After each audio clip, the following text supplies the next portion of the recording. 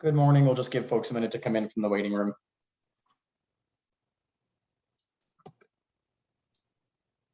Morning. Good morning, everybody. We're just going to give folks a few seconds to clear the waiting room. As a reminder, when you are entering from the waiting room, please do remain on mute unless or until you are appearing or testifying before the board.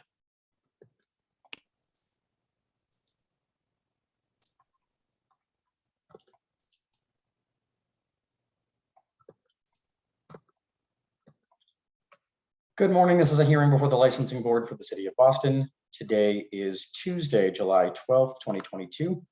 Today's hearing is being held pursuant to temporary amendments to the open meeting law. That is what allows us to meet virtually. Today's hearing will be recorded and posted to the city of Boston's website. Before I review procedural matters, I will introduce Chairwoman Kathleen Joyce. Thanks, Danny. Good morning. My name is Kathleen Joyce. I am chair of the Boston Licensing Board, and today I am joined by Commissioner Liam Curran. Thank you. Please ensure that your audio and visuals are working properly. I will call each item in the order it appears on this morning's agenda. I will then ask who is present on behalf of the licensee, who is present on behalf of the Boston Police Department, and whether there are any other individuals with firsthand knowledge of the alleged incident who wish to testify. I will then swear in all parties. After that, the police report will be read into the record. The licensee or the representative will have the opportunity to make a brief statement, followed by questions by the chairwoman and the commissioners. Again, all testimony will be limited only to those individuals with personal firsthand knowledge of the alleged incident. Begin with item number 1 on this morning's agenda. Now calling Metro Dining Inc. located at 32 to 34 Harvard Ave in Allston. Date of the incident, February 10th, 2022. Employee failure to cooperate with police, refused to provide name to police on scene in violation of Mass General Laws, Chapter 138, Section 64, and Board's Rule 1.10 A and B. Who is present on behalf of the licensee? Derek Brady. Thank you, Mr. Brady. Who is present on behalf of the Boston Police Department? Good morning, Sergeant Mark with the K Curvin, K-E-R-V as in Victor, I-N. Thank you, Sergeant Curvin. Are there any other individuals with us this morning with firsthand knowledge of the alleged incident who wish to testify? Could you both please raise your right hand? Do you swear to tell the truth, the whole truth, and nothing but the truth? I do. Thank you. Sergeant Curvin, you may proceed with the police report. Okay, thank you. Good morning. I'm going to enter into record police report 222-009-618. This report was written by Officer Gomes, not myself. Officer Gomes is currently out injured, so she won't be present at this time. So about 12:18 a.m. on Thursday, 2/10/22, Officers Gomes and Michelle, while assigned to the Kilo 102 Alpha unit, responded to a radio call for an investigate person at 34 Harvard Ave, Brighton. Upon arrival, officers spoke with the caller. Her name is in the report, but it's so she's known to us, who stated she attempted to get into the Draft Bar and Grill tonight, but was denied entry. A victim who stated a bartender named Brad Walshaw, later identified as Brett Walshaw, who works at the Draft Bar and Grill, has been harassing her by calling her from an unknown number in a group chat. Victim stated Walshaw's phone number would pop up in the group chat. Victim stated Walshaw invited himself to the group chat from another number. Victim provided officers with Walshaw's phone number, which is in the report. I can provide it later if you need it. Victim stated she was at the bar about 4 weeks, and her for about 4 weeks, and her friends told her that Walshaw was a stalker. Officers observed victim to be intoxicated. Victim was slurring her words, was off balance and tilting. Officers attempted to speak with Walshaw, but he did not want to show any identification and was uncooperative. So that's the end of that report. And then on the next day, this will be a supplemental report. So it's going to be the same report number. So on 2/11/2022, around 12:40 a.m., Sergeant Curvin, which is myself, and the Kilo 104, Officers Gilligan and DeChico, arrived at 34 Harvard Ave, the Draft Bar. Sergeant Curvin issued the Draft Bar license premise inspector notice violation 060631 for employee failure to cooperate with police, refused to provide name ID to police on scene. And at that time, I handed the violation to the Draft Bar general manager. And those are the 2 reports into record. Thank you, Sergeant Curvin. Mr. Brady, would you like to address the alleged incident? Yes, please. So would it be okay for me to address the officer regarding it? Absolutely, you may. Officer, did Mr. Walshaw end up speaking with you after this, after the first conversation? Did he come into the station to speak to you after? Not to me, regarding this? not to my knowledge. Maybe to detectives. I don't know if a detective was assigned the case. I tried to look. I didn't see a detective. No. Okay, and there is no, do you know, is it possible to ask you, is there still a case outstanding regarding this? Not that I know of. We'd have to call the detectives unit. Usually it gives a detective's name if they're assigned. On this database, I didn't see that a detective was assigned this case. Okay, yeah, so regarding the incident, apparently the police came in to speak to Mr. Walshaw. And apparently, as far as we've heard, on the next day when we got the violation, he didn't give his name and information. Nobody on management was told that night that he wasn't giving his information. Nobody told the manager there. Nobody brought it up to a manager that he wasn't cooperating. After the incident took place with the police officers, well, when the incident took place with the police officers, the manager was instructed that it was a personal matter between Mr. Walshaw and somebody outside of the establishment, and it didn't have anything to do with the establishment. It had to do with Mr. Walshaw. So the managers allowed the police to speak with Mr. Walshaw, and we had no idea that Mr. Walshaw wasn't cooperating. After the incident, when we got the violation, we brought Mr. Walshaw in to speak to him about the violation. He in turn told us that he went down to the police station and spoke to somebody there regarding it, and everything had been dropped, and it was a silly matter by a girl that had too much to drink that liked him, and she wasn't allowed into the establishment because she had too much to drink. We kind of take it seriously. Obviously, we take it seriously having people not cooperate with police. So we immediately released Mr. Walshaw from working at the establishment. He no longer works at the establishment, and we in turn spoke to all the staff and we said everyone's to work with police no matter what. First and foremost, cooperation is important with the police officers. So I don't know what else we could have done better in this situation, and I'm sure if there's anything else that is needed by us from the police, we welcome the help. Thank you, Mr. Brady. Chairwoman Joyce, do you have any questions? I do. Thank you. Mr. Brady, how long did Mr. Walshaw work for you at the draft? Approximately 6 months, maybe 8. And during that time, had you trained him as far as cooperating with police? Yes. Well, it's first and foremost in what we speak about: cooperating with police, contacting police when we have incident. All those things are things that we train and we speak to. Okay, so he no longer works at the draft. Does he work at any other establishments that you own or manage? I don't know. He might work at one of the other establishments. I'm not sure. He might work for you at another bar, but you're not sure? I'm not sure because I don't manage all the other bars. I can find out. Okay. Thank you. That would be helpful. I don't have any other questions. Commissioner Curran, do you? I do not. Thank you. Thank you. In that case, the board will take this matter under advisement. Thank you. Thanks. Item number 2 has been continued at the request of the licensee and will be rescheduled to the next available hearing date. Calling item number 3, Pueblo Viejo Pupuseria and Mexican Grill 2, Inc., doing business as Pueblo Viejo, located at 309 to 310 Bennington Street in East Boston. Date of the incident, March 31st, 2022. Employee on employee assault in violation of Mass General Laws, Chapter 138, Section 64, and Chapter 265, Section 13A. Who is present on behalf of the licensee? Tony Portillo, my sister Rosa, Marvin, and Mirta. Great. Good morning. Thank you. And who is present on behalf of the Boston Police Department?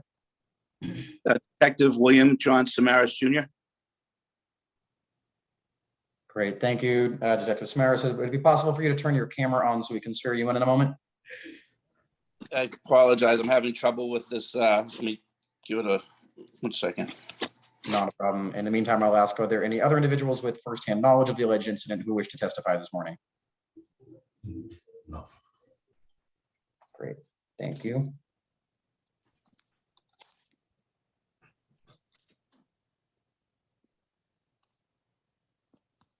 Just give us a second to see how Detective Samaras is doing. I apologize. I'm not much on the Zoom. No worries. We can hear you. We believe that you're there. If you could please raise your right hand, and Mr. Portillo and everyone with you, could you please raise your right hand? Thank you. Do you swear to tell the truth, the whole truth, and nothing but the truth? Yes. I do. Thank you. Detective Samaras, if you could please proceed with the police report. Yes, sir. About 2100 hours on Thursday, March 31st, 2022, Ms. Maya Reyes entered District A7 along with her husband, Mr. Erasmo Jimenez Perez, to report that Mrs. Reyes was assaulted while at her work. Mrs. Reyes stated that while working at Pueblo Viejo Restaurant, 309 Bennington Street, on the date above, at 1100 hours, her coworker Jamelis Salvador smacked her. Ms. Reyes states prior to the altercation, she noted that to Ms. Salvador that she should clean up her area while she was where she was situated. This resulted in a verbal exchange between the two parties until suddenly Ms. Salvador turned and struck Ms. Reyes to the face. Ms. Reyes declined medical attention at this time, but acknowledges that she feels soreness to the left side of her face. Ms. Reyes' husband, Mr. Jimenez Perez, advised the restaurant is his family-owned business and they have security camera system. He further advised he will seek to provide a copy. Officer Sanchez Edgar assisted with Spanish translation. Great, thank you. We do have a supplemental as well. I don't know if you're going to read that. On Wednesday, 4/6/22, 2000 hours, Detective Samaras and Sub Detective Manuel Blas performed license premise check at 309 Bennington Street. Citation number 042505 was issued for the employee on employee assault. I think that's essentially the supplemental, unless there's a different one. Nope, that's great. Thank you very much. Thank you. Mr. Portillo, would you like to address the alleged incident? Yeah, so first of all, I apologize that for the incident that happened. We've been running the restaurant for a long time. We really control when we sell liquor. We don't even sell a lot of liquor there. We focus on sell food. This was an incident that happened between two employees. There's not much we can do. Was no liquor involved. Since the incident happened, the two employees talked and they came back to us saying they want to go back to work. We suspended them for a few weeks. But then we call them back, we sit down, talk to them, and they apologize. And, they went back to work. Like I said, I apologize for the incident, but we think, with no liquor involved, was not much we can do because this happened between two employees. That, like I say, they apologize and now they're working together again. All right, thank you, Mr. Portillo. Chairwoman Joyce, do you have any questions? Mr. Portillo, how long did both of these women work for you? Over what? Yeah, it's over 5 years. They've been working there. And they always got along. I don't know what happened that day, but they've been there for years. Okay. I don't have any other questions. Commissioner Curran, do you? I do not. Thank you. Thank you. The board will take this matter under advisement as well. Thank you very much. Thank you. Calling item number 4 on this morning's agenda, HST Lessee Boston LLC, doing business as the Sheraton Boston Hotel, located at 39 Dalton Street. Date of the incident, April 10th, 2022. Overcapacity in violation of Mass General Laws, Chapter 138, Section 64, and Boards Rule 1.03J and 1.06A and F. Controlled substance marijuana in violation of Mass General Laws, Chapter 138, Section 64, and BYOB, beer and liquor in coolers in violation of Mass General Laws, Chapter 138, Section 64.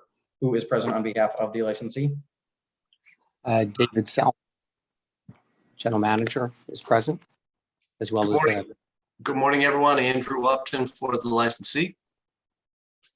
Great. Thank you both. And who is present on behalf of the Boston Police Department? Sergeant Michael Aziz, Boston, D4. Thank you, Sergeant Aziz. Are there any other individuals with firsthand knowledge of the alleged incident who wish to testify this morning? Okay, can you all please raise your right hand? Do you swear to tell the truth, the whole truth, and nothing but the truth? I do. I do. Thank you. Sergeant Aziz, you may proceed with the police report. Okay. I'm entering into record police report 222-025-063. This report was authored by Police Officer Feeney.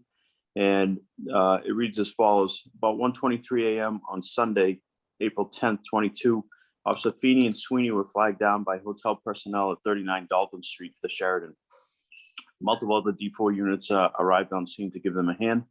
Officers spoke with the manager of the hotel, Daniel Sutherland, who stated there was a large group of people, approximately 200 plus, that needed to be dispersed from the lobby bar. Officers observed there to be a large amount of guests in the lobby celebrating a hockey event. Officers observed a large amount of alcohol being consumed, along with guests carrying coolers and bags filled with alcohol throughout the lobby. Officers were also informed by Sunderland that guests were smoking marijuana in the lobby. I then arrived, Delta 910 Sergeant Aziz, checked the hotel permits and observed 3 different permits displaying 3 different occupancy limits. Sergeant Aziz noted the highest occupancy limit of 180 guests, which was still under the amount of guests in the hotel lobby. As a result, Sergeant Aziz issued licensed premise inspection notice 022456 for overcapacity, controlled substance, and bring your own beer, liquor, coolers, and trash cans. The manager, Daniel Sutherland, signed and accepted the notice on behalf of the establishment.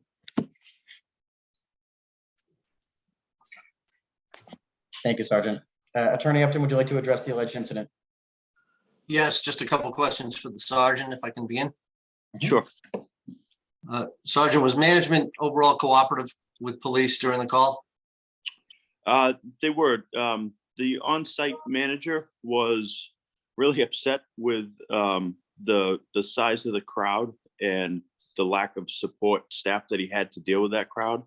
I got the impression from him that he was overwhelmed by the size of the crowd that was there, and he had mentioned to me that this was a continuation of a rent, meaning this particular group rented the night before, but because the hockey team won another game and was progressing through the championship, they asked to stay again.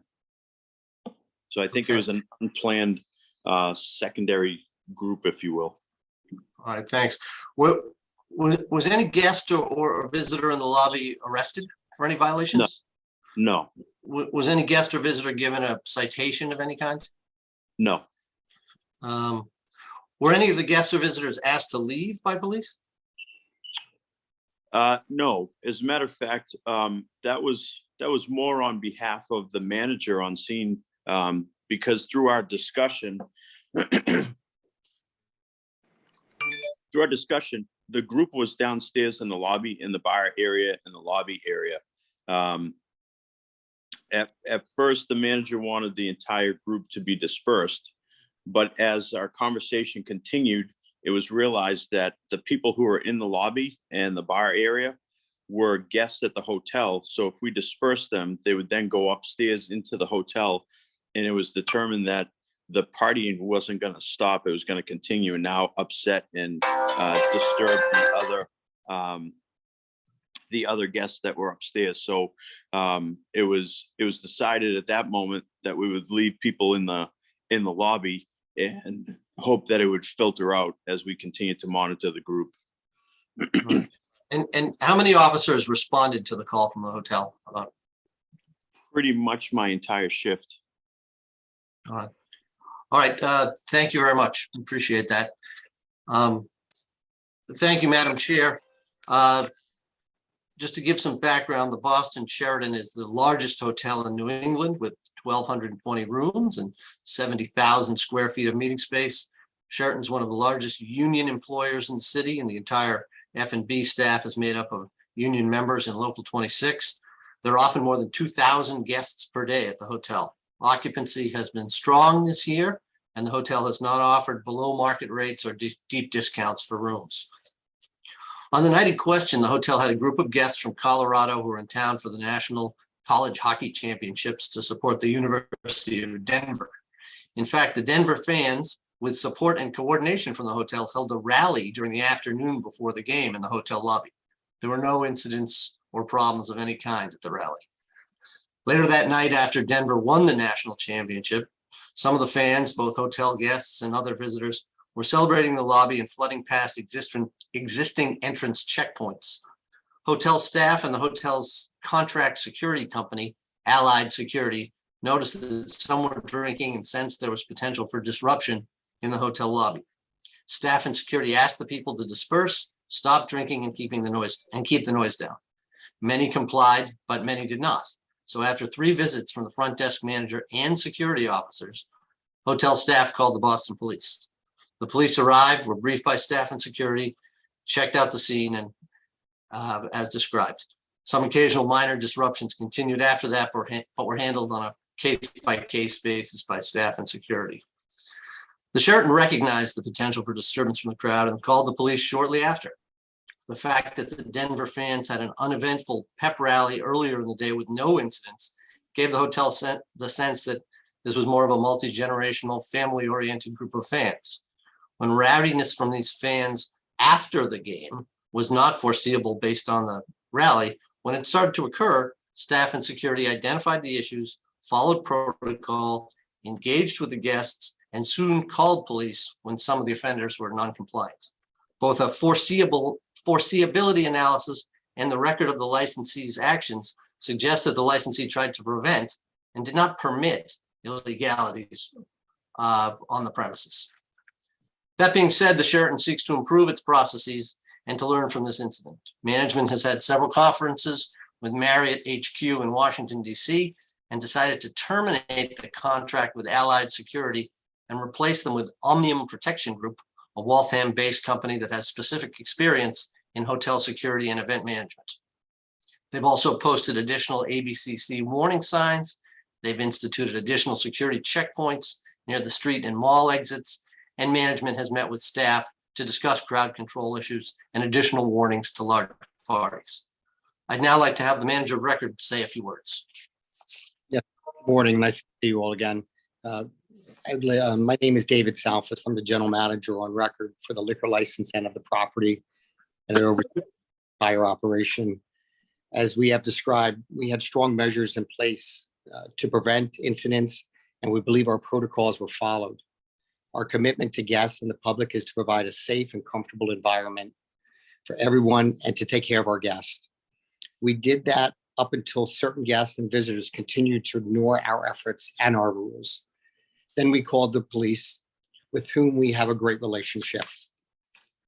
That being said, the buck does stop with me, so I have taken the measures described by our legal counsel and now have hired a brand new security company, Omnium Protection Group, with enhanced personnel, training, and the procedures that should give us even stronger security presence if ever needed in the future.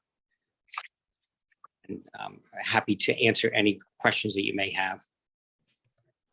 Thank you, Mr. Salves. Thank you, Attorney Upton. Chairwoman Joyce, any questions? Thanks, Danny. I don't have any questions at this time. Thank you. Commissioner Curran, any questions? I do not. No, thank you. Thank you. With no questions at this time, the board will take this matter under advisement. Thank you. Thank you very much, everyone. Thank you. Thank you. Calling item number 5, Concord Entertainment, Inc., doing business as Bill's Bar / the Lansdowne Pub, located at 9 Lansdowne Street. Date of the incident, April 9th, 2022.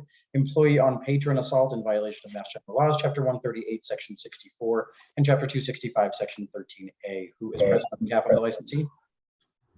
Good morning, Attorney Green. Dennis Quilty, attorney representing the licensee. With me is Peter Gostowski and Katina Korvines from the Lions Group. Good morning. And good morning, Madam Chair and Commissioner. Thank you. Good morning. Who is present on behalf of the Boston Police Department? Officer Cavalieri. And Sergeant Aziz again. Great, thank you. Are there any other individuals with firsthand knowledge of the alleged incident who wish to testify this morning? Can you all please raise your right hand? Do you swear to tell the truth, the whole truth, and nothing but the truth? I do. Thank you. Officer Cavalieri, will you be reading the police report into the record? Yes, sir. Reading police report 222-025-032. About 10:27 p.m. on Saturday, April 9th, 2022, officers Cavalieri and Jenner in the Delta 103 Frank responded to a radio call for assault and battery at 5 Lansdowne Street, Boston. Upon arrival, officers Cavalieri and Jenner were greeted by the victim, later identified as Gabriella Lafayette Stolyar, who stated that she was a patron at Bill's Bar at 5 Lansdowne Street when she was assaulted by the security staff. Officer Cavallari stood by with the victim, while Officer Jenner spoke with the security staff standing outside the bar. Sergeant Aziz and Officer Gately arrived on scene to assist. The victim told Officer Cavallari that she and her boyfriend, Brian Martin, attended a comedy show at Bill's Bar earlier in the evening. The victim advised she left her boyfriend briefly for the bathroom, and as she was exiting the bathroom, the security staff approached her and demanded money for the bar cover. The victim stated that she did not know there was a separate cover for after the event. The victim told Officer Cavallari as she attempted to get money from her boyfriend, the security staff tackled her and pinned her to the ground. The victim's boyfriend stated that he witnessed the events occur.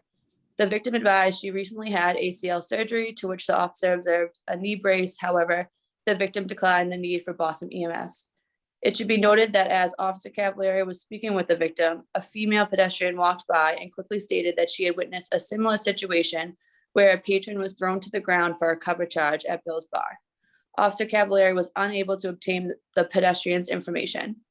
Officer Jenner spoke with the security staff / suspects of Bill's Bar, Peter Guskowski and Alex Ambilla, who stated the two patrons had tickets which expired when the comedy show had ended at 9 p.m.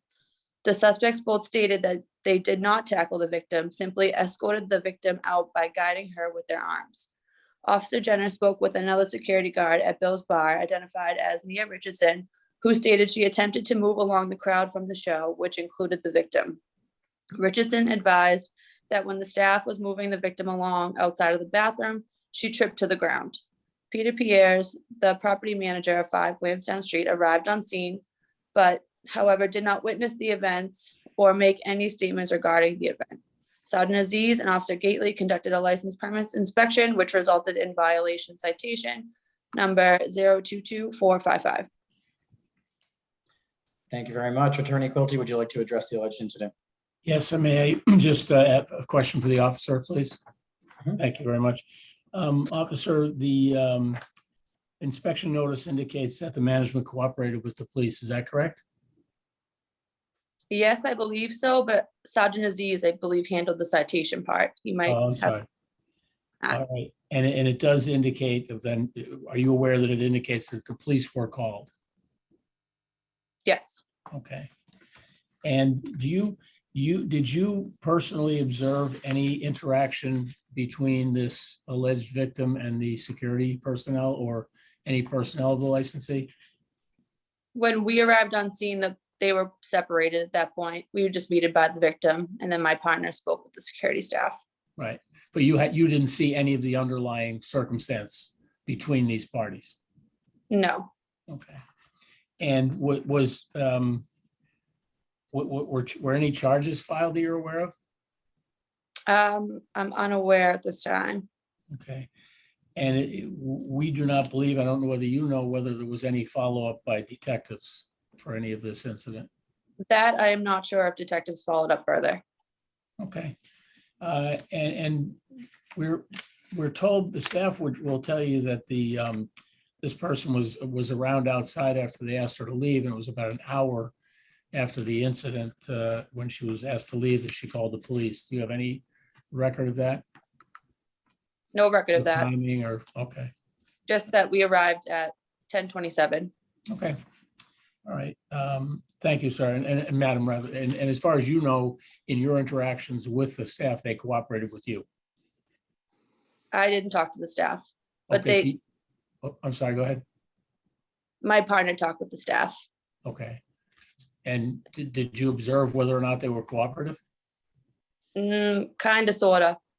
Okay. There was some, they weren't happy that we were called and that the citation was made. Okay.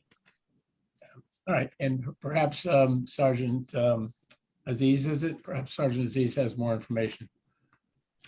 It was kind of a chaotic scene there. The officers had to really put some effort forth to try and find out who was involved in the incident. But overall, once we started trying to identify different security staff who were involved and who the manager was that was on scene. They were cooperative with us and provided us the ability to view their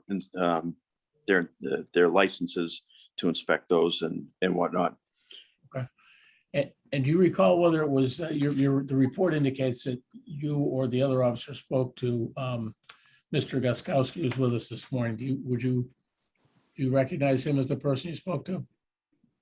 He's I don't recognize the person that they spoke with. The officers were handling the situation and had spoken to several of the staff from Bill's Bar prior to my arrival. By the time I got there and heard what had happened, that's when I began my inspection and went inside. okay. And nobody was cited, arrested, or any other action was taken, was there that night? Bill's Bar was cited, but no arrests or anything like that. All right, thank you, sir. If I may, Madam Chair, question Mr. Guskowski. And Peter, would you just raise your hand? You're just showing up as iPhone. Okay, and here you. And having been sworn, just state your name for the record, please. Joseph Gostowski. Okay, and were you present on the night in question, the night of this incident? Yes, I was. Okay, and did you interact with the officer and the detective that night? Yes, I did. I was right out front the whole time. As soon as I seen the officer come, I addressed him right away. Okay, and can you tell us what occurred that evening? The comedy show got over. The patron's boyfriend was already outside and was not being let back in due to just our staff didn't feel comfortable letting him in because he was slurring his words. There was spilled substance on his shirt. He just looked really inebriated. So we didn't feel comfortable. So she starts walking up and we gave her the benefit of the doubt because like she had a knee brace on. So we let her use the bathroom. And it took forever for her in the bathroom. Then that's when we called our female unit. And she came out. Finally, we get her out of she leaves the bathroom. She goes out the door. Fine. Then they try to get back in. We said, you guys can't come in. They didn't want to pay the cover charge for the new, because once the comedy show got over for the second half of the night, it's like a new cover charge. So she didn't like that very much. She tried to storm the door and in front of run over our female unit, and she fell to the ground and we helped her up. And then she was fine and everything was fine. She said she forgot her sweater. We were very cooperative. We looked for her sweater. We looked everywhere, couldn't find it. So probably for an hour and 20 minutes, they sat outside our door and just heckling all our staff, everything. I told all my guys and my security staff not to talk to her, just ignore them and just go about your business and just do your job. And sure enough, an hour and 20 minutes later, the police come. I addressed the police right away, and that's pretty much what happened. Did your staff eventually recover and return this sweater to her? I believe they did. There was a sweater that was returned. Okay. So is it your opinion that these people were acting inappropriately and were not allowed back in, and that's what caused this incident? Yes, especially that the boyfriend was very, very he had fun. I'm sorry, he had what? He had fun. But I don't know what exactly happened with him, but he was not allowed back into the bar because our staff didn't feel comfortable letting him back in. Okay. And when she was walking up the ramp, I couldn't tell because she had the knee brace. I didn't want to judge her because she had the knee brace. Maybe it was an injury, but she was wobbly on her feet and all that stuff. Then after the bathroom, I got a closer look and there was spilled substance on her shirt. She was having a hard time completing sentences. So right away, I kind of knew, okay, maybe she had a little too much to drink that night. And she went outside, she left. Her boyfriend wasn't allowed back in. So she lost her sweater. So we went to go get her sweater. And we just didn't feel comfortable letting both of them back into our bar because of how they were. Okay. And did you strike this person? No, Did Not- you, not did at you all. see, did you see whether the female staff or other security staff ever struck this person? No, she tried to rush the door and ran into our female staff. Okay. And we helped her up after she fell. Okay. Being All right. nice. All right. Thank you, Mr. Gaskowski. The board may have some questions for you. Okay. Thank you, Attorney Quilty. Chairwoman Joyce, any questions? Is there any video footage of this? Madam Chair, I asked yesterday, because this mostly occurred outside, we probably have video of inside, but I don't know what it would show because everything happened outside and there is no video on the exterior of the premise. I actually asked that that day, and they said that there was no video inside in that general area where the victim said the incident happened outside the bathroom. Okay, and I'm sorry, sir, I don't know your name, the one on the iPhone, but could you just describe for my understanding what the normal dispersal plan is when someone attends a comedy show and then you're trying to get them to pay another cover charge to come in? What's the protocol? During the comedy show, it's like, I think it's from like, I want to say it's from like 5 to like 7 or something. Just a comedy show. People come in, and you have to go online and get tickets to that show privately. And then once that gets over, the whole place, most of the people leave. And then we start for like, it's like the night order. So it's like kind of like the band comes in or a DJ comes in, and we have a new cover. So like once everyone's evacuated for the comedy show, then we switch it up and it's like a band either or DJ, and it's a totally different like. So that's what I'm asking. Do you evacuate everybody from the premise before the next show? Okay. Yes, and bills. Yes, we do. Okay. I don't have any other questions. Commissioner Curran, do you? I do not, thank you. Thank you. Thank you. The board will take this matter under advisement. Calling item number 6, Concord Entertainment Inc. doing business as Bill's Bar / the Lansdowne Pub located at 9 Lansdowne Street. Date of the incident, April 19th, 2022. Employee on employee assault in violation of Mass General Laws, Chapter 138, Section 64, and Chapter 265, Section 13A. Who is present on behalf of the licensee? Once again, Dennis Quilty, appearing on behalf of the licensee. With me on this matter, Patrick Nemitz, and again, Katina Corpines. Thank you very much. Good morning again. Thank you. And who is present on behalf of the Boston Police Department? Sergeant Mike Sullivan. Thank you, Sergeant. Are there any other individuals with firsthand knowledge of the alleged incident who wish to testify this morning? Can you all please raise your right hand? Do you swear to tell the truth, the whole truth, and nothing but the truth? Yes. Thank you. Sergeant Sullivan, you may proceed with the police report. Thank you. This was altered by Officer Miriam, who's not present. It's incident number 222-027402. It's a little lengthy, so I'll get through it as quickly as I can. At about 12:57 a.m. on Tuesday, the 19th of April, officers Miriam and Allen responded to a radio call for a person with a knife at 9 Lansdowne Street in the Lansdowne Pub. Also responding were the 201, Rosario and Marshall, the 441 Murray, the 431 McDonough, and then Sergeant Dunn and myself. Operations CAD note read as follows. The caller states there's a male with a knife who tried to attack her. They question whether this is happening inside or out. The white male, 5'9", medium build, inside the establishment, the Lansdowne Pub. Officers immediately arrived on scene and detained the above described suspect, who was in possession of 2 large kitchen knives inside of the Lansdowne Pub located at 9 Lansdowne Street. Officers were able to speak to the victim and multiple witnesses who observed the incident unfold. The officers spoke to a victim identified as Sarah Chapman, who stated that her coworker / suspect Devin Mason threatened to attack her with 2 knives if she didn't give him his portion of the tip money that he made throughout their shift. The suspect works alongside the victim and other bartenders in his position as a barback. The victim further stated the suspect is actively watching her count the tip pool to make sure the other bartenders and her are not skimming tip money, which eventually reduces his portion of the tip. During the tip count, the victim's boyfriend, Adam Kanea, was seated right next to her.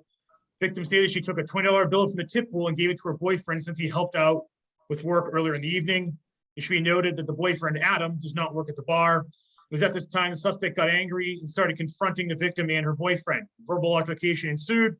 The suspect left the bar area and came back with 2 large kitchen knives and yelled out, "Give me my bread or I'll run your pockets," while holding 2 knives against his forearm. Officers also spoke to Heather Simpson, one of the witnesses, who was working as a bartender at this time. She stated that she saw and heard the original verbal argument and observed the suspect walk down to the kitchen right after the verbal altercation. She then observed the suspect come out of the kitchen with 2 large knives and approach the bar area where the victim and her boyfriend were seated. Ms. Simpson alerted her coworkers and called 911. She noted Simpson also said she heard the suspect yell, "Give me my bread or I'll run your pockets." She further stated that the suspect had been working at the bar for about a week. Officers then spoke to William Hangian, who was a bartender, and Jacob Gibson, the manager. They were at the bar area at the request of the witness, and they saw the suspect with 2 knives as well. They stated they observed the suspect holding 2 knives and demanding his money. Given the suspect, witnesses, and officers' observations, Devin Mason was placed under arrest. It should be noted that while conducting a search into lawful arrest, officers removed a large sum of cash from his pockets. He yelled, "You guys are going to take my bread too." Suspect was transported to District 4 for booking. He admitted going to the kitchen and retrieving 2 knives and returning to the bar area to confront the victim and her boyfriend, Adam, regarding this money. The 2 knives were retrieved and logged in the District 4 logbook and placed in the evidence locker. Myself and Sergeant Dunn conducted a code 35 while on scene. And an officer spoke to the management. Mr. Mason was trespassing off location. He was placed under arrest and charged with armed robbery.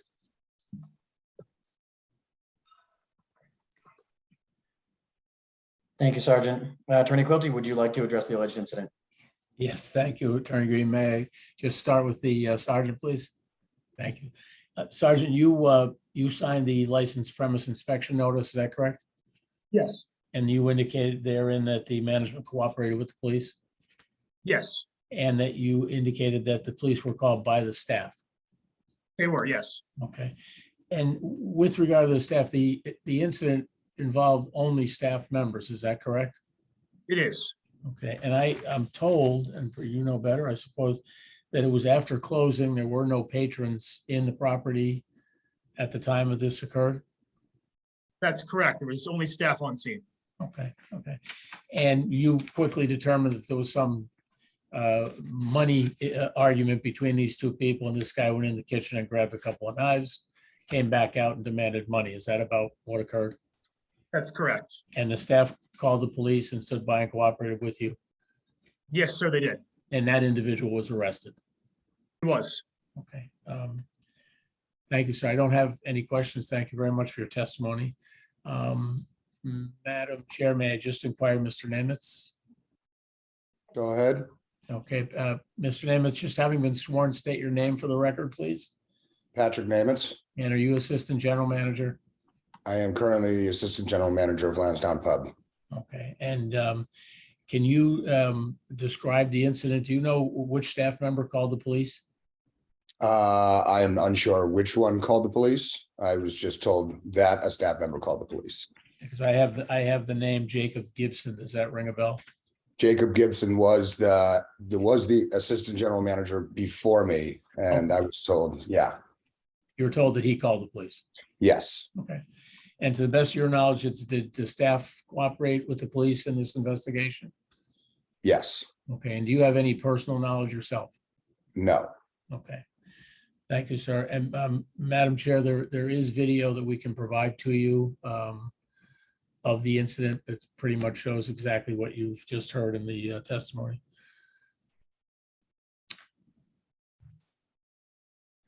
Thank you, Chairman Dress. I think you're on mute. All right, thanks. Yeah, please provide that for us. Yes, ma'am. Do you have any more you want to add, Attorney Quilty, or? Other than, I think this is certainly an unusual situation, a beef over money between these 2 employees, which was quickly stopped. Police were called, management cooperated. I mean, we certainly couldn't have foreseen that somebody would react like this to, somebody, an allegation that they were owed more tip money, but having seen everything, they did stop the issue, called the police. And again, thankfully, there were no patrons or members of the public involved. Okay, how long did Mr. Mason work at the establishment? Katina, do you know? Are you with us? It said, the report indicates a week, I think, so I don't know. Katina, are you with us? Can you respond to that? My apologies. My camera is not working. I do not have any knowledge of how long Mr. Mason. I can reach out to payroll and find out his date of hire and date of, I mean, his date of termination was obviously this day here. But I can find out when exactly his hire date was. Yeah, I'm curious, and I would like to know how these workers are trained. It just seems troubling to me. I mean, from my understanding, it's on the job training. So there's an interview, they fill out an application, there's an interview process, references are checked. And once they're hired, they go through a on-the-job training. So they're shadowing other barbacks to learn exactly what they need to do. That's my understanding of how it works. Okay, so I can assume that all of this was done for Mr. Mason before he was hired. That is my assumption as well. Okay, if you could forward that information to the board so we could take a look at it, I would appreciate it. I can do that. Okay, forward that along with the video. Yes, yes. But it does, I can't find it right now, but there's some statement in the police report that he was only employed there for a week. I don't know where that came from, but we'll find out exactly and get the information for you. Thank you. Thank you, ma'am. Any further questions, Chairman? I just if you could, if he was only there for a week, I just would like to know if someone could describe in writing for me the type of training someone who has been there for 1 week would have received before they were put in this position on their own. I will reach out to the management team and see what information I can get on their training processes. Thank you. And specific to this person. Thank Yes. you. Okay. Thank you. Commissioner Carn, any questions? Thank you. Thank you. Then the board will take this matter under advisement as well. Attorney Quilty, please do forward any video and any relevant payroll and training records of the employee in question. Will do. Thank you very much. Thank you. Calling item number 7, CM Diamond Importers LLC, located at 1 through 4 Winter Place. Date of the incident, April 24th, 2022. Persons under 21 in possession of alcohol on premise in violation of Mass General Laws, Chapter 138, Section 34A, 34C, and 6464A. In service of more than one alcoholic drink, one patron, 5 drinks, in violation of Mass General Laws, Chapter 138, Section 64. Who is present on behalf of the licensee?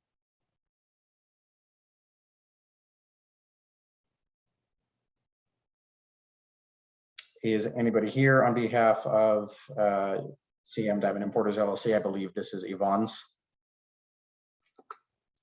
Okay, we will come back for a second call.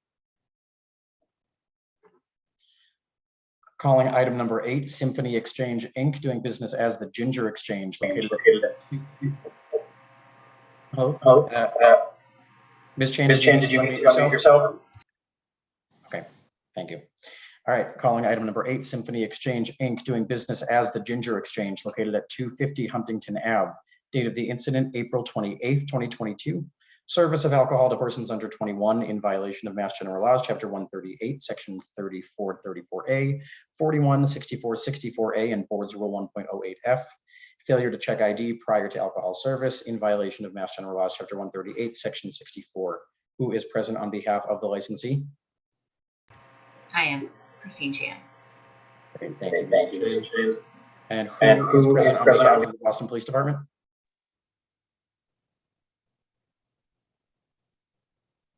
Should be Detective Hernandez and Sergeant Gallagher. Great. Detective Hernandez, Sergeant Gallagher, thank you. And are there any other individuals with firsthand knowledge of the alleged incident who wish to testify this morning? Can you all please raise your right hand? Do you swear to tell the truth, the whole truth, and nothing but the truth? I do. I do. I do. Thank you. And who will be reading the police report into the record? I will be. Great, you may proceed. Good morning. I'll be reading a police report, which I wrote on Thursday, April 28, 2022. Sergeant Detective William Gallagher and Detective Eddie Hernandez assigned to the BPD license permission to conduct a license premise inspection through Ginger Exchange located at 250 Huntington Avenue, Boston.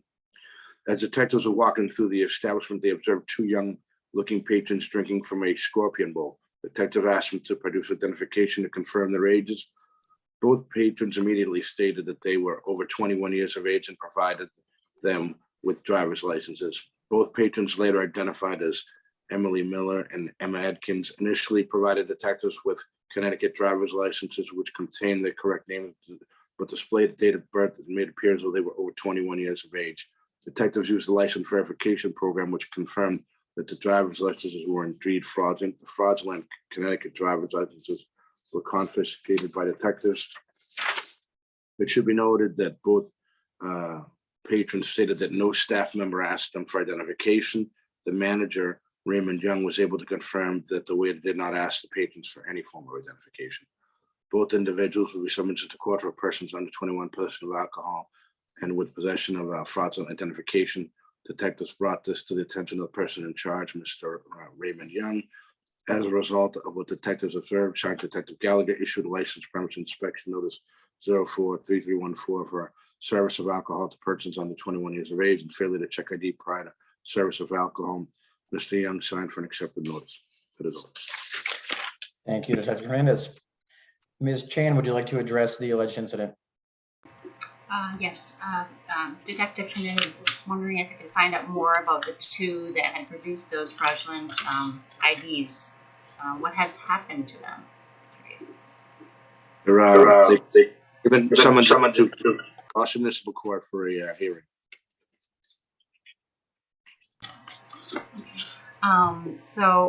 We've been in business for 8 years. We're across the street from Symphony Hall. Our business is really focused on the Symphony Hall business. And so that night, that evening, these two individuals had come in and with intention clearly to fraud the establishment should they be asked for identification.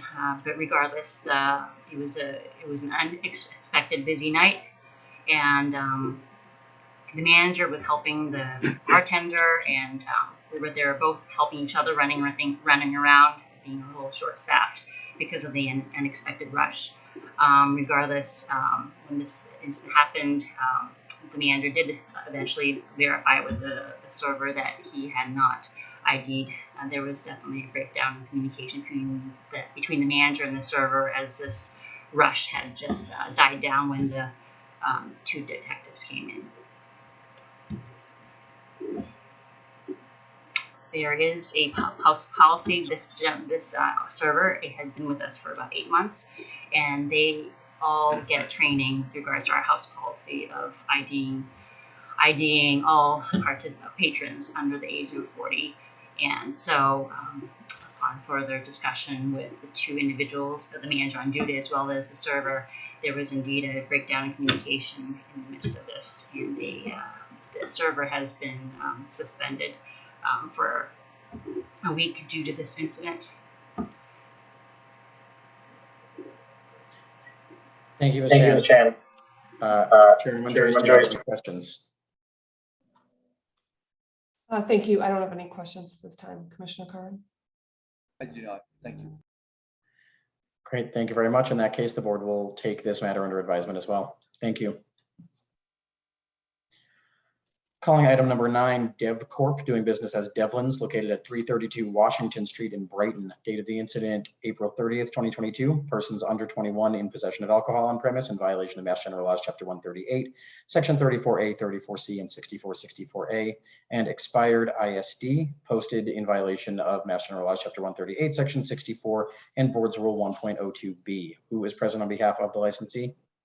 Good morning, Madam Chairman, members of the board. Carolyn Conway, 350 West Broadway, on behalf of the licensee. I have with me today Mr. Peter Golden, who is the Director of Food and Beverage for Superior Dining, which provides office services for various restaurants by this ownership group. Unfortunately, Thomas Devlin, who was the owner, is unable to be here this morning. But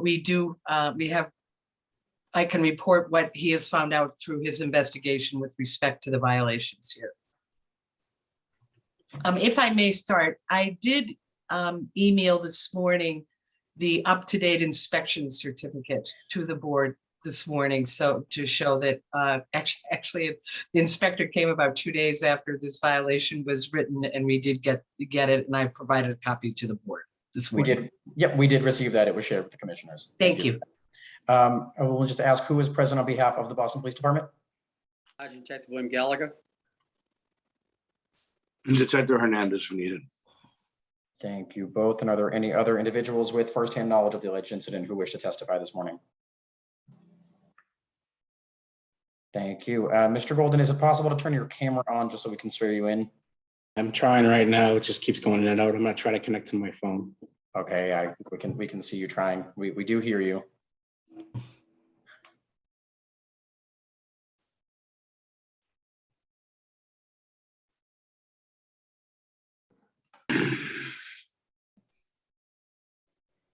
Give just another second.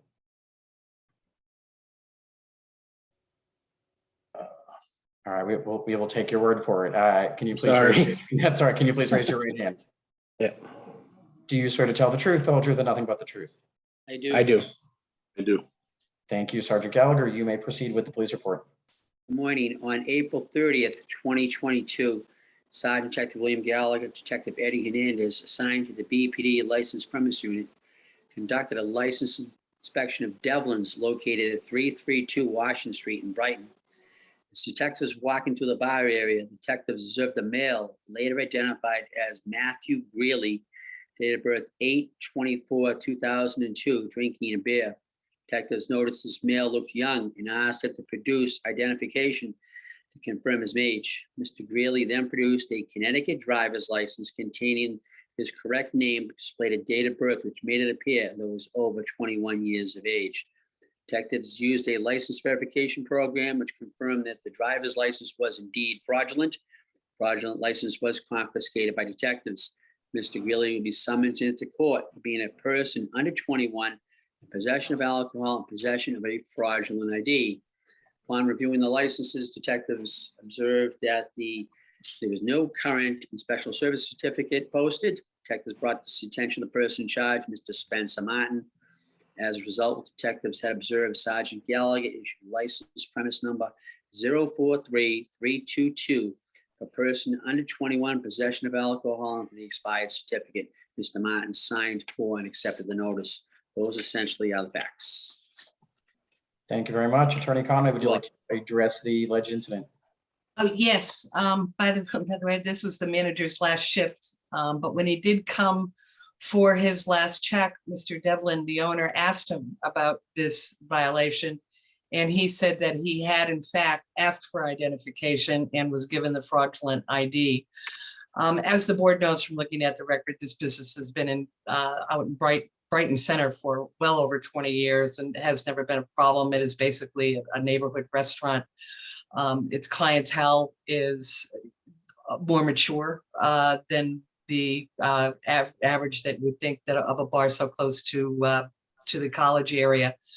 But we have taken it seriously, and what we're doing is we're educating all of our employees with respect to IDs and to be extra vigilant in making sure that we're not serving anybody underage.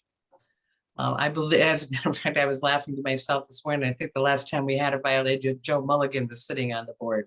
That's how long ago it was. So as I said, we do take it seriously, and we are re-educating each one of our employees. Thank you, Chairman Joyce. Any questions? We have a few questions. Was this underage person sitting? Who was he sitting with? Female of age. A female, an of age female, just the two of them? Correct. And do you remember what time this was about? It was late. It was. I think it says 11, maybe it says 11:30 p.m. Yes, it says 11:31 p.m. Okay. Okay, thank you. Can you just clarify for us what your policy is, what the licensee's policy is? Well, the licensee's policy is pretty standard, that anybody looks like they're under the age of 30, that they will be asked for identification. And normally, as I said, we don't have a problem. We don't cater to younger people, but we are reiterating that to make sure that each one of our employees, not only the bartenders, but the waiters and the waitresses and everybody who is serving, knows that they have to take part or do their part to make sure that there is no service of people under 21. Okay, thank you. I don't have any further questions. Commissioner Curran, do you have any questions? I do not. Thank you. Thank you. At this time, the board will take this matter under advisement as well. Thank you. Thank you.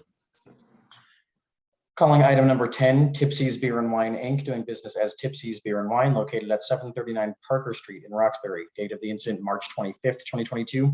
Alcohol service to persons under 21 in violation of Mass General Laws, Chapter 138, Section 34, 34A, 41, 64, 64A, and Board's Rule 1.08F. Who is present on behalf of the licensee? Good morning, Secretary Green and Madam Chair and Commissioner Curran. Steve Miller from McDermott, Quilty and Miller. With me also is Sushila Patel, who's the manager of record. And Drew Patel is on, I believe, with his wife. The two of them are the ownership also of this location. Thank you. Who is present on behalf of the Boston Police Department? Sergeant Detective William Gallagher. Thank you. Are there any other individuals with firsthand knowledge of the alleged incident who wish to testify on this matter? Sorry, Detective Hernandez if needed. Thank you very much. Can you all please raise your right hand? So shailing out, yeah, there you go. Great, thank you. And Mr. Patel, are you going to testify as well this morning? Or no? Do you swear to tell the truth, the whole truth, and nothing but the truth? I do. I do. Thank you. Sergeant Gallagher, you may proceed with the police report. Yes, good morning. On 3/25/2022 at 10:30 p.m., Sergeant Detective William Gallagher, Detective Eddie Hernandez were monitoring the Tipsy Beer and Wine store at 739 Parker Street. Detectives were alerted that the premise was selling alcohol to underage patrons. Detectives observed a Subaru Crosstrek Mass Reg 1 Victor Yankee Alpha 54 pull up in front of the store and 4 males exit the car. One of the males, later identified as Liam Daniel Goddard, proceeded to enter the store and purchase a 30-pack of Budweiser beer, 1 6-pack of Triple Victory beer, and 2 cans of hard seltzer as the others waited outside. Detectives then observed the 4 males get back into the car with the alcohol in the rear seat with 2 males. Thinking that the males looked under 21 years of age, detectives followed the Subaru to 8 Bernie Street, where they conducted a traffic stop. Detectives called off with Boston Police Department Operations Channel 2, approached the vehicle. Detectives informed the occupants of their observations and requested identification from the operator and 3 passengers. 4 males, all admitted to being under 21 years of age. When questioned on how they obtained the alcohol, the operator, Liam Goddard, stated that he had a fake ID and gave it to Detective Hernandez. Quick check by Detective Hernandez of the license on a license verification app revealed that the license was fraudulent. Detective seized the fake New Hampshire driver's license, which will be presented at court.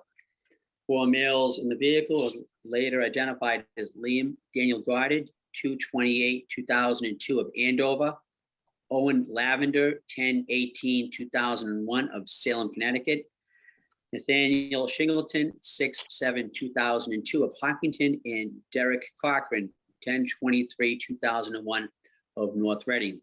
All 4 males will be summoned into court for being a person under 21 in possession of alcohol. Mr. Goddard will also be summoned for the fake ID.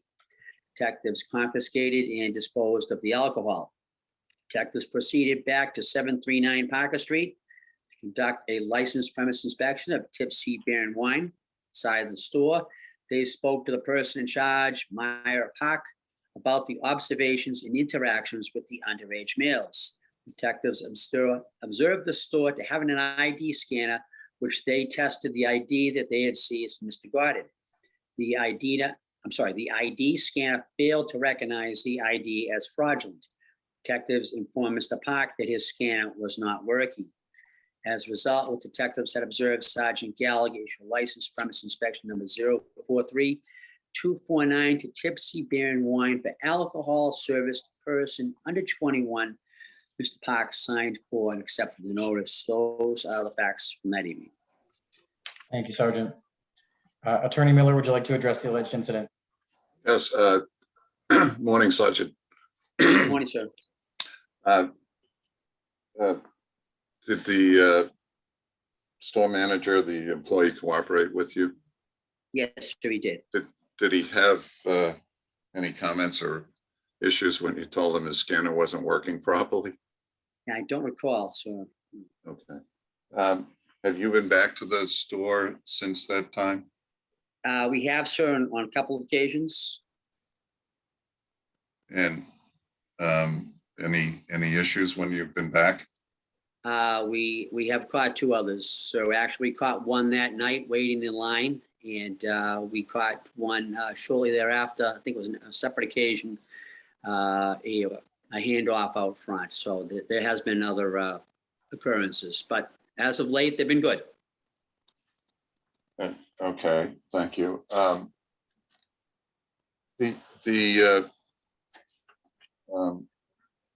When you say detectives were alerted that the premises was selling alcohol to underage persons, was that from people in the community? Are you aware of who it came from, or?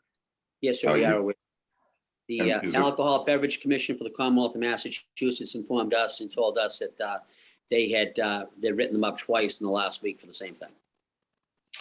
And that's how you received notice that they were selling to underage? Yeah, the State Alcohol Beverage Commission informed us. Okay, thank you. You're I have no further questions, Sergeant. Thank you. welcome. So, Madam Chair, Commissioner Curran, I think as you probably recall from this location had kind of a rough start with what they inherited from Figueroa's Market at this location. They did work hard to clean this location up and have since late 2018 operated without incident. Since this certainly has been an aberration from the operation, but it gave them a total wake-up call. So what they've done since these incidents, everybody's been recertified and tips trained. They now updated the protocol where not only is everybody scanned, every license scanned, but every person's ID is checked. There's no under 30 or under 40 or whatever. They've updated the protocol. There's been obviously some pushback, but at the same time, they can't operate with further incidents. They did replace the scanner with an updated state-of-the-art scanner, which hopefully will give them some protection against the fraudulent licenses. But I think as this board knows, as soon as the software is updated, the people that are selling these licenses seem to come up with further ways to beat it. And lastly, the employee that was involved in these incidents is no longer working in the store. So the manager, Sushila Patel, who's on, along with her husband who assists her, and Mrs. Patel, Mrs. Drew Patel, as part of the ownership, have taken more active participation in employee training and updating protocols to make sure that this is, as I said, an aberration and not part of their ongoing operation. Mrs. Patel is here if you have any questions for her. Thanks, Attorney Miller. I'm sorry. Sorry, Danny. Thanks, Attorney Miller. So they've updated their scanner. And now they ID every single person that comes in?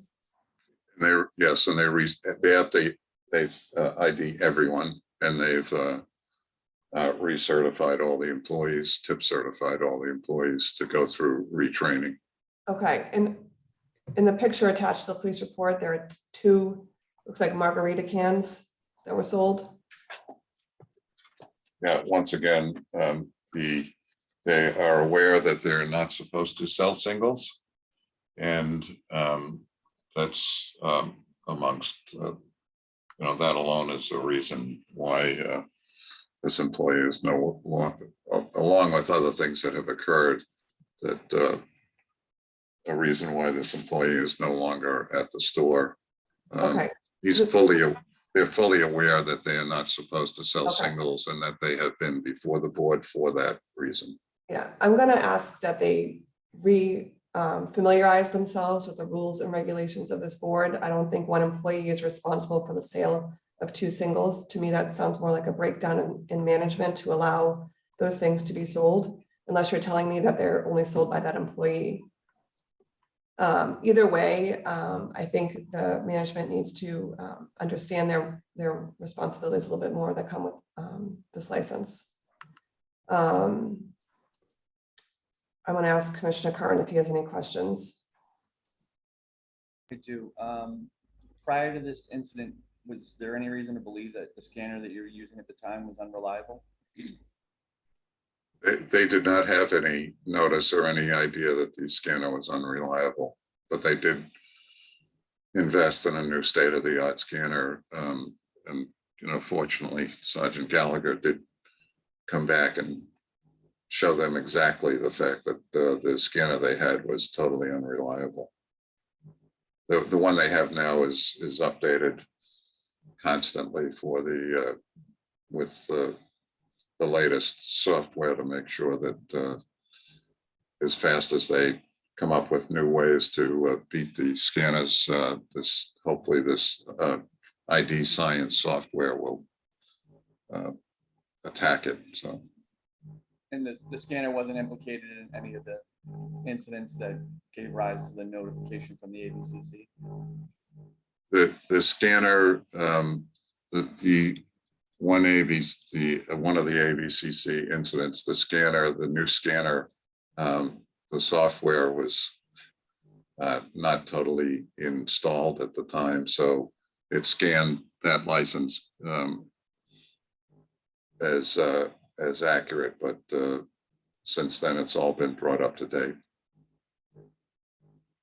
Any word from the manufacturer or provider of the previous scanner why it didn't work for you guys?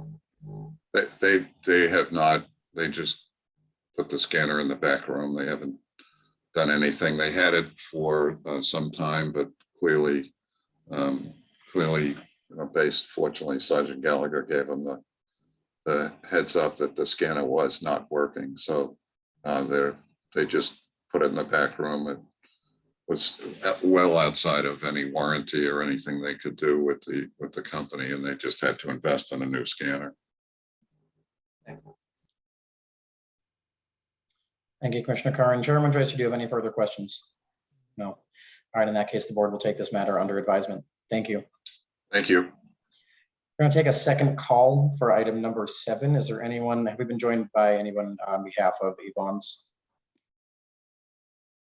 Okay, yep, I see Mr. Malatesta, you are on mute. However, let me read the item back into the record.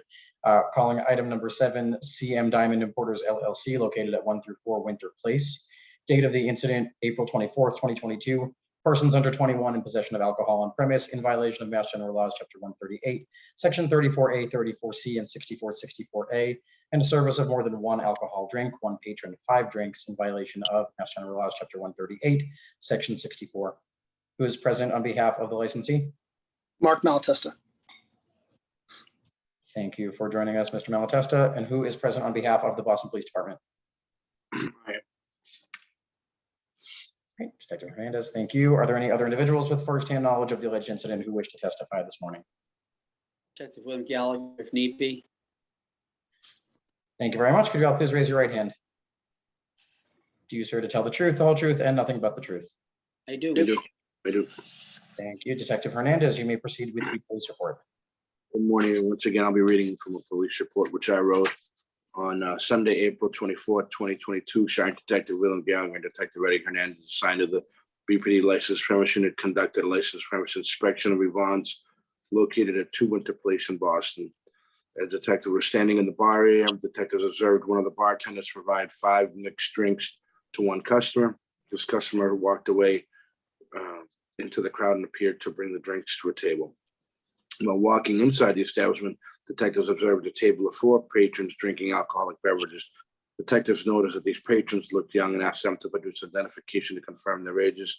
3 out of the 4 individuals stated they were over 21 years of age and produced various forms of identification stating they were over 21 years of age. Detectives were able to confirm that the patrons had valid passports and were of age. The 4th patron, later identified as Mathilde Gentoff, stated that she was not 21 years old and provided detectives with a valid Norway driver's license, which confirmed Ms. Gentoff was under 21 years of age. Ms. Gentoff will be summoned to court for person under 21 possession of alcohol. Detectives brought this to the attention of the person in charge, Ms. Olivia Thompson. As a result of what detectives observed, Sergeant Detective Gallagher issued a license premise inspection 042325 for persons under 21 possession of alcohol on premise and for service of more than 2 drinks to one person at one time. This is a prohibited practice in violation of Mass Law 204 CMR Section 4, Section B. Ms. Thompson signed for and accepted the notice. That's all. Thank you very much. Mr. Malatesta, would you like to address the alleged incident? Sure would. So the bartender, we questioned them. They said that the table that was served 5 drinks was within eye shot of them. They knew the table had people there. We've since addressed that with our team, gone through tip serving again with everyone, so they understand that they are not able to do that. What they are able to do would be a beer and a drink or shot rather. If that was one person, if they had to have more people, they have to come up to the bar. Honestly, that's just something that we'll take the training and try and get better from that. Additionally, with the underage guests, we've had several. It's been getting very rowdy in downtown Crossing again, not just in the days of the weekends, but also days of the week. So we have hired a full-time person at the front door who will also make sure people don't come in who are intoxicated, be IDing everyone once again, in addition to when they come and sit at a table at that time of the evening. So that will provide some additional checking of IDs as well. I know that we've talked several times about scanners. We did not scan anyone's here. We're still working as a company to try and find a program that works financially for us. Fortunately, have not gotten anywhere with that yet, but we do not have a history of underage drinking here. The average guest is well above 30 years old, and hopefully this won't happen again. Thank you. Chairwoman Joyce, do you have any questions? Mr. Malatesta, the last time you appeared before us for a different license premise, you said you were researching the cost of the scanners too. Could you submit something in writing to the board, what your research has shown you? You've repeatedly said it's cost prohibitive. I'd like to see what those costs are. Sure, and I can tell you it's 15 cents per scan. Okay, so why don't you submit that in writing as to what your capacity is at night and, you know, your internal decisions as to why you still don't have a scanner? Sure, I will I'd like to see that in writing and deliberate on that a little bit more. I will submit the cover counts. That will show us just what we have for per week at the table. I can't tell us how many people we have through the door, but I can make an estimate of that as well and what the investment would be for us. So I will. Your testimony today is 15 cents a scan is too much for your company? If we were to scan every ID that someone was under, say 30 years old, it would be well over $100,000. Oh, just for Yvonne's or for your other places too? Collectively, I mean, it would probably be $40,000 a year. I mean, just guessing per storage, a rough guess. Okay. I mean, I can on it. I'd like to see that in writing because we've heard that we're collecting information. Other places are doing similar research, and you're testifying today under oath that it's too expensive, or that this particular one is too expensive. So we're trying to be helpful, collect information, and share resources. Okay, great. I will put that together for you for sure. Could you do that before our vote on Thursday? Yes, I'll do it today. Thank you. Chairman Joyce, did you have any further questions? I don't. Okay. Commissioner Curran, do you have any questions? Do you know when this patron entered? I'm not sure. And, what is the policy regarding under 21s in general? Like this happened at midnight, right? Yeah, I mean, generally, we don't have people anywhere near that age here. But like I said, we will have someone assisting us with just kind of the traffic of the restaurant, and they'll be checking IDs for people who are over 21 after like 9 o'clock, per our usual. So 9 o'clock is when you try to filter out. Correct, yes. All under 21. Yes, and we would check them at the table regardless and at the bar, but this would just kind of filter that a bit and hope to keep that crowd going elsewhere. And nothing specific as to this patient as to how she got under the radar? No, I mean, they would have just sat at a table, produced an ID, and it wasn't caught. Thank you. If no further questions from the board will take this matter under advisement as well. Mr. Malatesta, please do provide anything in writing that you have to let the board know about the price and feasibility of obtaining a scanner at your licensed premise. You can send it to licensingboard@boston.gov. Thank you so much. I'll do that right now. Thank you. And those are all of the items before the board today. So that will conclude today's hearing. Thank you, everybody.